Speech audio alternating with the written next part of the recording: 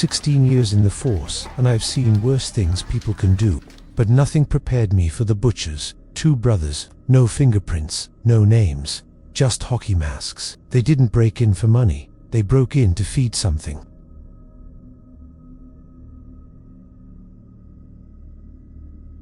Home invasions, 4 nights apart, 4 families erased. First was the dentist and wife. Their security camera caught a glimpse of the 2 figures standing in the rain. They never moved, just stood there, staring at the house for 7 hours. Then the footage cut to black. When we found the bodies, the walls were carved with canine teeth. The husband's jaw was sucked in, teeth gone. He was zombified. His wife's eyes were black. She was pale, as if she saw something she wasn't supposed to see. The power was still on, the oven still warm. The smell, I still dream about that smell. The second house was worse. A teenage girl and her father. The girl managed to call 911. All we heard on the recording was, "Daddy, they're in the walls." Then sounds of struggle before the call was cut. We found her in the basement freezer, frozen, her face still mid-scream. We thought she was dead, but she survived. I asked her who attacked them. She said, 2 men wearing masks appeared without coming through the door and attacked her father, then put her in the freezer. The father was zombified and nailed to the wall with butchered deer meat. This time they left behind something new, a symbol painted in black blood and a graffiti. 2 cleavers crossed through an eye.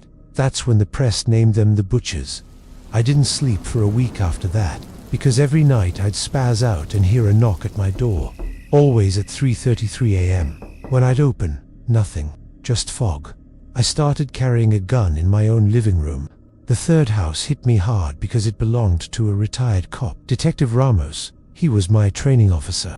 Smart and tough. He had triple locks, motion sensors, cameras, everything. But when we found him, the system had been disarmed from the inside, and all the cameras were facing the walls.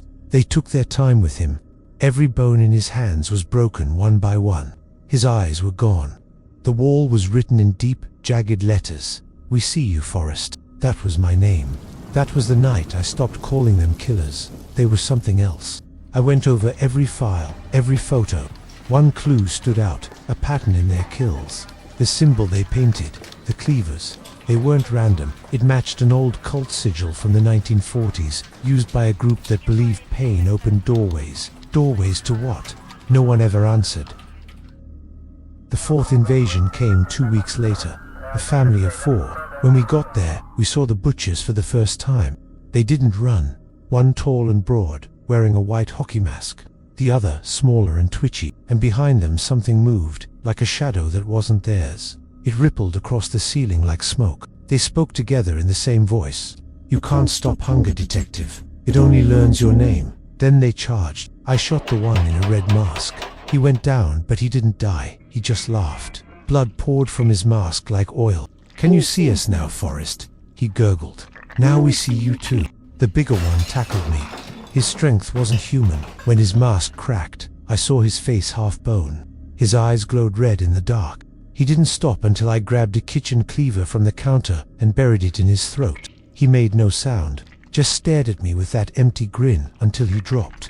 The one in the red mask crawled to him, held his brother's head, and whispered, "The feast isn't done." Then he slit his own throat with a broken shard of glass. We found 4 victims that night.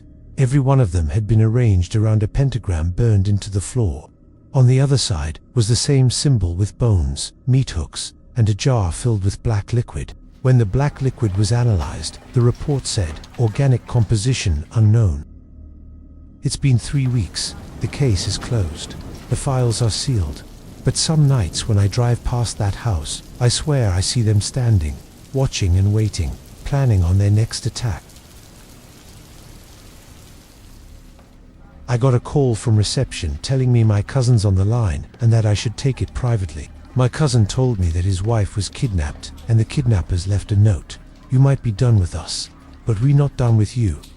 He needs to feed."